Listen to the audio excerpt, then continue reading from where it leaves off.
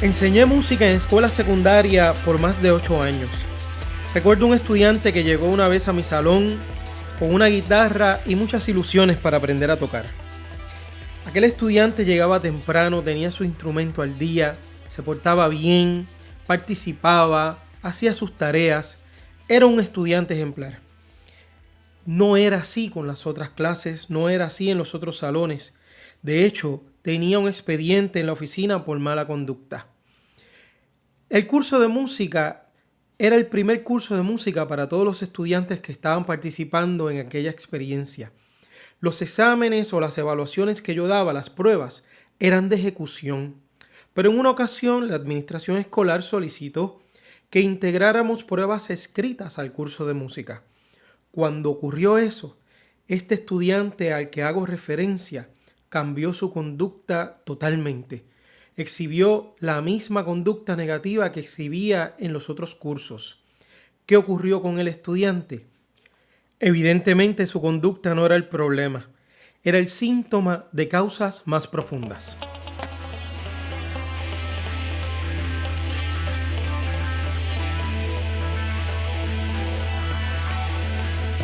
Bienvenidos y bienvenidas al cuarto episodio de la primera temporada de Conversando sobre Educación. Yo soy Eliud Serrano Arroyo. Este episodio lo hemos titulado Imperceptible. La educación moderna se basa en evidencias. Se exige que todo proceso de aprendizaje produzca resultados específicos y al final, generalmente, los estudiantes aprueban o no aprueban. Pero, ¿qué hacemos con aquello que no podemos ver? ¿Cuán importante es echar un vistazo a aquello que no es evidente? ¿Qué obtenemos cuando miramos allí donde nadie ha podido mirar o donde nadie ha querido mirar? ¿Cómo hacemos eso? Para profundizar en ello, he invitado al amigo y líder educativo, el doctor Elmer Pavón, especialista en liderazgo educativo y organizacional.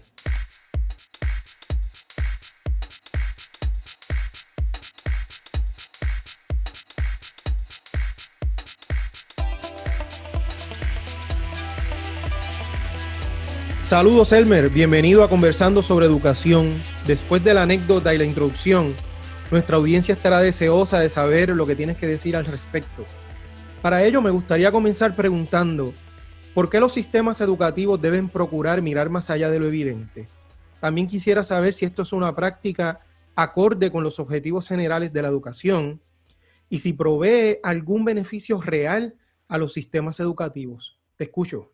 Pues muchos saludos a toda la audiencia. Eliud, te felicito por lo que estás haciendo. Parece que el tema que has traído es un tema bien pertinente, Eliud. Comenzaste, ¿verdad?, contando esta anécdota de este estudiante que tiene una reacción inesperada ante el cambio de la manera en que se llevaba la clase y en que se evaluaba la clase. Y esta anécdota me recuerda, yo no sé si has visto o han tenido la oportunidad de ver aquel meme en el cual aparece un maestro en el campo y allí frente al maestro está un perro, una foca, un pez dentro, ¿verdad?, de una pecera, un elefante y un mono. Claro Entonces que está sí, lo he visto, lo he visto. el maestro le dice a toda esa población diversa, le dice, muy bien, llegó el momento del examen y el examen es que todos van a trepar el árbol, ¿verdad? Claro. Y ese meme que habla tanto, ¿verdad? Esa anécdota que bien nos trae me recordó ese meme en el cual tenemos a veces o a educadores o a un sistema que tiene una diversidad de seres humanos con distintos dones, talentos, recursos, maneras de aprendizaje, evaluándolos a todos de la misma forma, enseñándoles a todos de la misma forma. Y ciertamente, para poder ser efectivos, hay que ir más allá.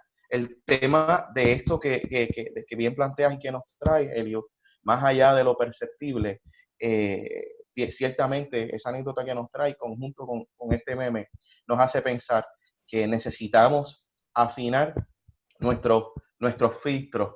Estamos trabajando en aquella época industrial donde se educaban a todos por igual.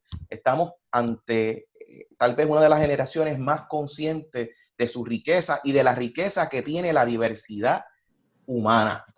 Estás planteando que hay una diferencia de visión, aquello que los educadores llamamos paradigma, entre una visión industrializada de la educación versus una visión humanizada de la educación. Correcto, Eliu, correcto. La verdad es que decir que estamos en una educación del siglo XXI se oye bonito, pero de ahí a comparar cómo eran los sistemas educativos, cómo comienzan a diseñarse, estructurarse los sistemas educativos y mirar cómo y trazar la diferencia, cómo estamos hoy, es increíble, pero todavía hay muchos elementos que no han variado demasiado. Todavía, Eliu, los salones se alinean en fila todavía. Así que sí, ciertamente nos resta mucho de lo que es hablar de una educación del siglo XXI y ejecutar, ejercer, llevar a la práctica una educación que sea acorde a los nuevos avances, a todo lo que se conoce del comportamiento humano, de cómo aprende el ser humano, de la neurociencia, en fin, tenemos mucho conocimiento, pero lamentablemente no me atrevería a decir que los sistemas educativos han llevado todo ese conocimiento a la mejor praxis. Hemos comenzado, Elmer, con una reflexión intensa y profunda. Yo estoy seguro que la gente que nos está escuchando desde el país y el contexto en el que esté, de alguna manera puede identificarse con mucho de lo que estás diciendo. Así que con este preámbulo pasamos entonces a discutir esta situación a fondo.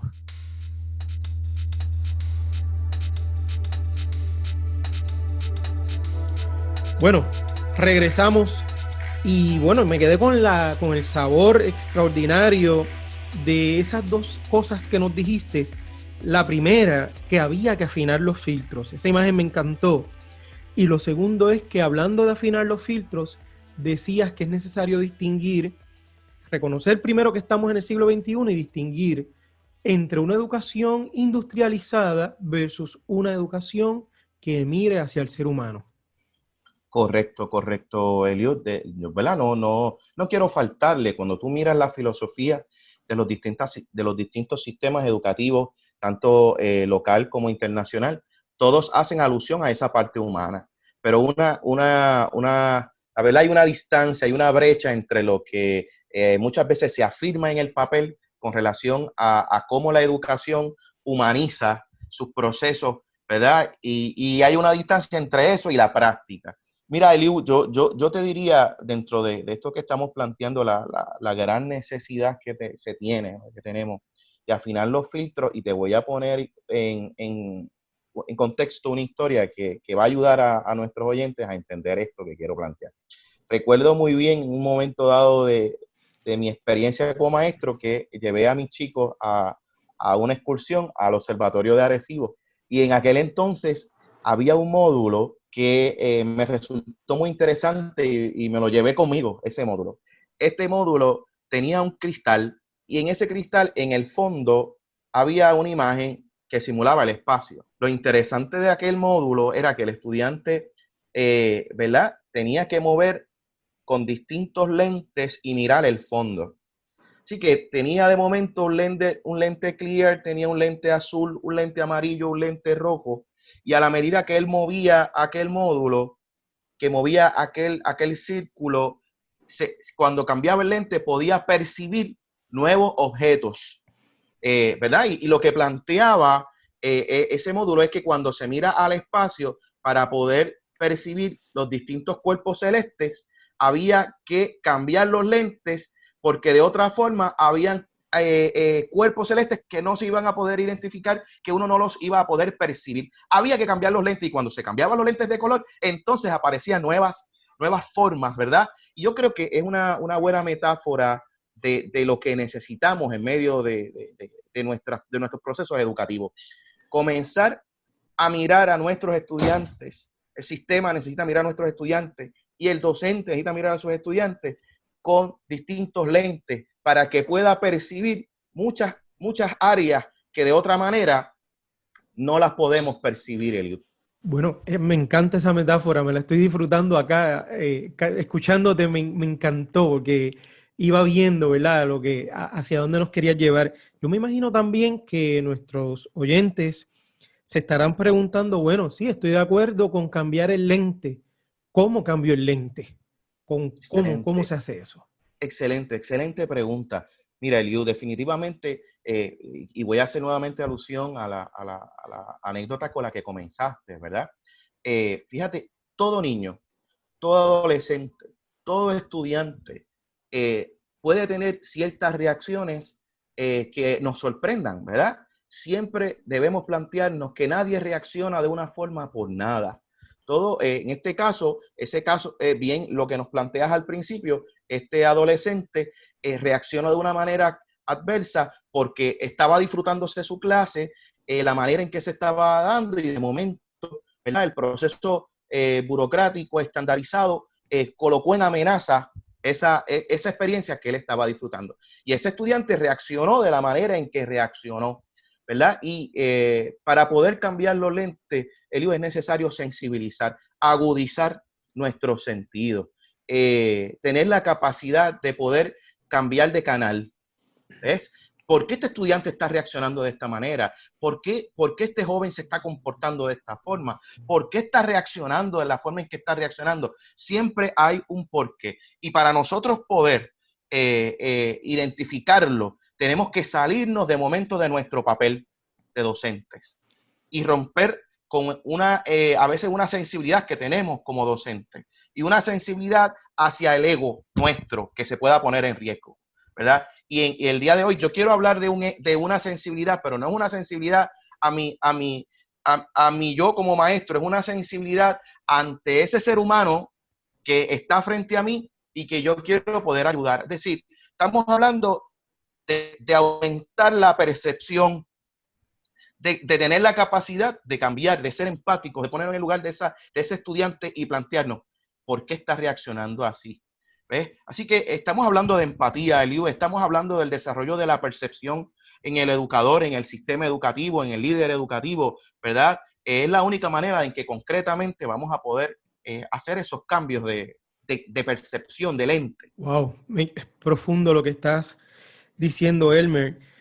Creo que una de las razones también que pudiera estar obstaculizando ese esfuerzo que uno hace, y aquí no hablo solo de los educadores, los propios padres, ¿verdad? Cuando están colaborando con ese proceso de aprendizaje de su hijo o su hija y en la propia crianza, ¿verdad? Tratando de entender esas conductas, hay un miedo que tenemos como educadores y como padres a veces, eh, y es el que dirán. Quizás a veces, mencionaste ahorita el ego, quizás a veces reaccionamos por qué dirán los demás cuando ven que estamos teniendo alguna dificultad con un estudiante que no hemos podido engranar con aquello que va a lograr que ese estudiante realmente aprenda, realmente se desarrolle, realmente se involucre él mismo o ella misma con su crecimiento y su desarrollo, ¿verdad? Por eso creo que hablaste del ego, porque tenemos que romper con el miedo que tenemos a cómo nos ven los demás.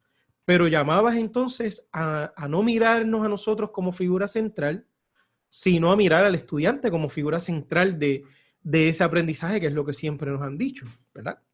Correcto, correcto. Fíjate que estamos partiendo precisamente de esa historia inicial que a mí me encantó para poder desarrollar este tema, ¿verdad? Ese estudiante tuvo una reacción y la reacción del estudiante pudo haber sido significativa, pudo haber sido representado una actitud negativa del estudiante, pero parte de lo que necesitamos para poder ir más allá de lo perceptible es romper con estos elementos espérate, este estudiante me está exponiendo a mí frente al grupo, ir más allá. No. Vamos a cambiar la pregunta. ¿Qué le pasa a este estudiante? ¿Qué está ocurriendo dentro de él que está provocando que él tenga esta reacción adversa, verdad? Fíjate que no es un asunto de mi imagen frente a los estudiantes. No, es cambiar el lente. No es un asunto de que el estudiante me está retando. Puede ser un asunto, ahí cambio el lente, de que este estudiante está pasando algo dentro de él que no me está sabiendo expresar y yo necesito explorar qué es lo que está ocurriendo para poder ser efectivo con él, ¿verdad? Y así sucesivamente. Fíjate que el tema se presta para muchas áreas, Eliu. Cuando hablamos de más allá de lo perceptible, hablamos de los talentos que puede tener un estudiante que está pasando por alto porque el sistema está evaluando más que las clases básicas de inglés, español, matemáticas, ciencia, pero ese estudiante tiene unos talentos, unas capacidades que a lo mejor no están dentro de ese elemento tradicional y hay que ir más allá de lo evidente. o tenemos un estudiante que tiene unas capacidades, unos talentos, unas herramientas que dentro de ese sistema tradicional no tiene cabida, no tiene espacio para brillar, ¿verdad? Así que para poder ir más allá de lo evidente, hay que hacer unos ejercicios, Eliud, que empiezan con nosotros mismos. Y mira lo que te planteo, ejercicios que comienzan con nosotros mismos, porque yo quisiera poder decir, dentro de lo ideal, que el sistema educativo va a cambiar. Pero hay una realidad sociopolítica, hay una realidad económica, hay una realidad de dependencia, de codependencia, que difícilmente está en nuestras manos que ese sistema, ¿verdad?, transforme lo que por años lo está identificando. Ahora bien, yo no podré cambiar el mundo, pero yo sí puedo cambiar el mundo de alguien cuando, como educador, comienzo a adentrarme y de ir un poco más allá, ¿verdad?, en la vida de nuestros estudiantes. Así que ciertamente hay un ejercicio aquí profundo. De hecho, yo creo que podemos comenzar a hablar de la espiritualidad del maestro, Eliud. Wow. Como del educador, de la espiritualidad del educador, como una de las herramientas básicas o esenciales para ir más allá de lo evidente. Cuando me hablas de espiritualidad, ¿me estás hablando de religión? ¿De qué me estás hablando? No, muchachos, dista mucho de eso, Eliud, dista mucho de eso. Hablar de la espiritualidad del docente, del educador, como una herramienta básica, poderosa de transformación y de cambio. Hablamos de ese maestro que va más allá de la religión. No estamos hablando de proselitismo, no estamos hablando del docente que quiere que sus estudiantes crean lo mismo que él o que favorezcan la religión o la experiencia de fe del educador. No, hablamos de un educador que se sensibiliza a la experiencia humana y que mira sus funciones como una oportunidad de transformar, de ayudar a que otros seres humanos logren alcanzar y construir la mejor versión de ellos mismos. Fíjate a dónde lo quiero llevar. Y para eso es vital que ese docente sensibilice, ¿verdad? Esa espiritualidad, vea a ese ser humano y quiera ir más allá en el proceso de formación. Y para eso hablaba ahorita de la sensibilidad del satélite, de convertirnos en satélite, identificando lo bueno, lo que particulariza a esos estudiantes y a cada uno de esos seres humanos, y cómo yo inmediatamente percibo, fíjate que lo malo se percibe rápido, lo negativo, lo que no nos gusta, pero cuán difícil es a veces identificar lo positivo en los demás, y hacia eso es mi llamado a la acción, hacia afinar precisamente nuestros sentidos para encontrar, para rápidamente reaccionar, estimular lo bueno que puede tener nuestros estudiantes, los talentos, más allá de lo evidente. Me encanta, o sea, es la espiritualidad mirada desde el punto de vista de cómo yo conecto mi ser con ese ser que tengo frente a mí, que se llama estudiante, que se llama hijo, que se llama adolescente, que se llama el prójimo, si lo quieres mencionar, ¿verdad? Es como yo conecto esa interioridad mía, esa sensibilidad, ese ser humano bueno que habita en mí, con ese ser humano bueno que está de frente a mí, expresando una necesidad de alguna manera. Correcto, Eliu, y en eso radica la espiritualidad de la cual estamos hablando, ¿verdad? Fíjense que cuando yo me conecto y yo identifico que hay un estudiante que tiene una capacidad extraordinaria a lo mejor no es bueno en matemáticas, no es bueno en ciencia, no es bueno en español, pero tiene una capacidad extraordinaria de conectarse con los animales, y eso, o con la naturaleza, porque mira, Eliud, que uno se encuentra estudiantes con unas herramientas, con unos dones, con unas capacidades extraordinarias, que lamentablemente en este sistema tradicional no se exalta, no se reconoce. Bien ha planteado Howard Gardner con las inteligencias múltiples, la inteligencia naturalista, ¿verdad? Que esa capacidad del ser humano de conectarse oye, y a eso yo le llamo espiritualidad. Cuando yo identifico que hay un estudiante que tiene un talento musical, que tiene talento para el baile, para la danza, que tiene un talento extraordinario para proyectar físicamente su cuerpo a través de los movimientos kinestéticos, cuando yo identifico, en fin, las capacidades que tienen nuestros estudiantes, más allá de lo que se procura medir en una prueba estandarizada, y comienzo a estimular eso para que ese joven o ese estudiante se cristalice. Y te voy a explicar lo que es esto de cristalizar. Howard Gardner hablaba que dentro del ejercicio de las inteligencias múltiples, lo mejor que le podía pasar a un ser humano era cristalizarse. Cristalizarse implicaba, para Howard Gardner, el que ese estudiante se autodescubre.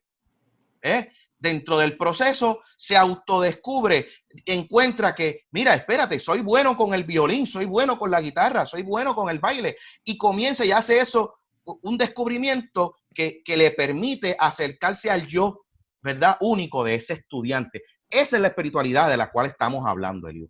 Eso me encanta.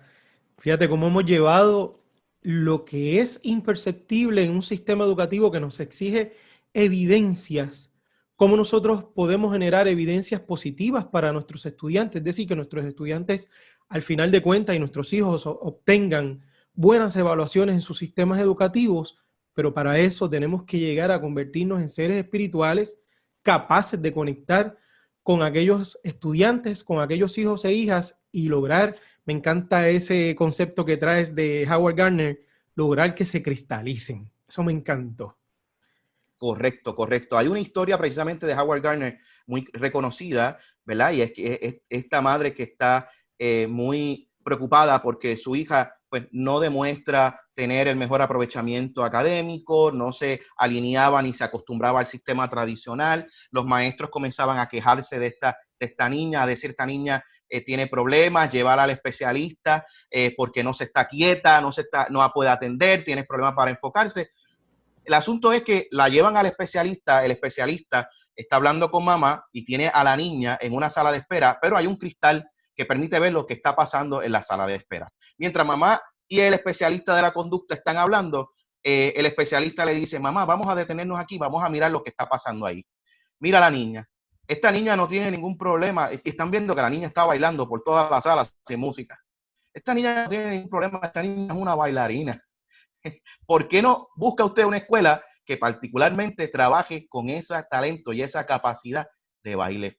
¿De quién estamos hablando? Les estoy hablando de una de las mujeres más reconocidas hoy en el mundo del baile, ¿verdad? Se cree que es la diseñadora del baile de Cats, ¿verdad? Así que esa es la historia pero fíjense cómo revela que hay un sistema que muchas veces no nos permite desarrollar herramientas para ver más allá de lo evidente. Cada ser humano tiene un potencial único, tiene un grupo, tiene talentos, un grupo de dones, y en la espiritualidad que propongo es la de conectarnos con esas capacidades de los seres humanos y estimularlas para que ellos logren ser la mejor versión de ellos mismos y no simplemente una domesticación más del alma. Porque qué mucho se domestica el ser en estos sistemas educativos tradicionales. Doctor Elmer Pavón, nos has dejado aquí con deseos de escuchar más y yo desde ya te voy a extender una invitación para hacer un capítulo en el que quizás podamos extender esta discusión analizando lo que dice Howard Gardner. ¿Qué te parece? Me parece excelente. Igual lo que implica la domesticación del ser, Eliud. Te va a encantar y les va a encantar a los oyentes. Tenemos por ahí pendiente también algunos episodios para hablar de Paulo Freire. Quizás sea un buen momento para hablar de este tema también junto con Paulo Freire. Claro, la educación liberadora, la pedagogía liberadora es otra herramienta que podemos mirar para continuar rompiendo con ese sistema que dice una cosa y hace otra. Y es que ciertamente, Eliu, el tema que bien has traído en este podcast es necesario para aquellos educadores que queremos salirnos de aquel cuadro y que queremos hacer algo más, algo significativo en la vida de nuestros estudiantes.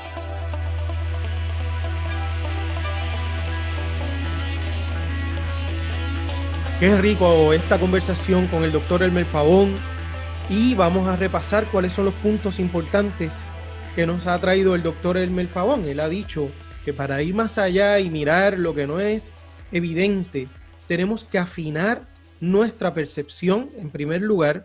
En segundo lugar, tenemos que cambiar los lentes. En tercer lugar, tenemos que sensibilizarnos.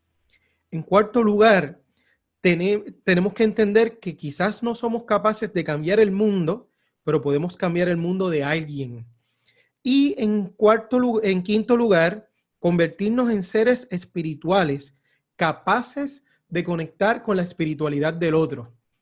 y finalmente promover la cristalización en los estudiantes. ¿Qué más tienes que decirnos, doctor Pavón? Bueno, Eliu, como palabras finales, algo que he descubierto en este caminar de educar, y es que hay muchos maestros que no están viendo algo importante o están dejando desapercibido algo importante en la que se nos va la vida como educadores. Cada vez que tenemos la oportunidad, yo diría el gran honor de estar frente a un grupo de estudiantes, la vida nos otorga la posibilidad de inmortalizarnos en la vida de otros. Y voy a explicar eso. Cada vez que yo estoy frente a un grupo de estudiantes y yo logro que mis estudiantes se descubran, autodescubran sus capacidades, sus talentos, sus dones, y reconocemos la diversidad y la belleza que hay en que cada uno sea diferente y que cada uno tenga talentos y capacidades distintas. Y si logramos que se descubran y ellos se cristalicen, nos inmortalizamos en la vida del estudiante. Esto quiere decir que nosotros podemos irnos de la vida de ese estudiante y no verlos más. Pero ese estudiante a donde quiera que vaya nos recuerda. Pueden pasar los años, pueden convertirse en adultos, pueden convertirse en ancianos. Ya nosotros no estar sobre la faz de la tierra. Sin embargo, en la mente, en el recuerdo y en la vida de ese estudiante, nos inmortalizamos.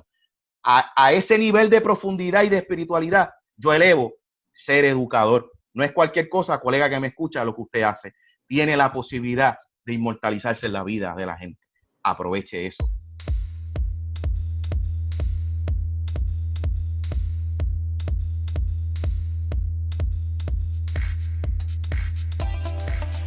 Agradezco al doctor Elmer Pavón por su maravillosa participación en este episodio. ¿Deseas conocer más sobre el trabajo educativo del doctor Pavón? Búscalo en sus redes sociales como EducantesPR, Facebook e Instagram EducantesPR. La próxima semana, nuestro episodio se titula Formas. Los espero. Suscríbete a nuestro canal de YouTube Conversando sobre Educación y dale la campanita para que permanezcas en contacto conmigo y con la comunidad de educadores que conectan con mi canal y con los contenidos educativos de calidad que te interesan. Yo soy Eliud Serrano Arroyo y esto es Conversando sobre Educación.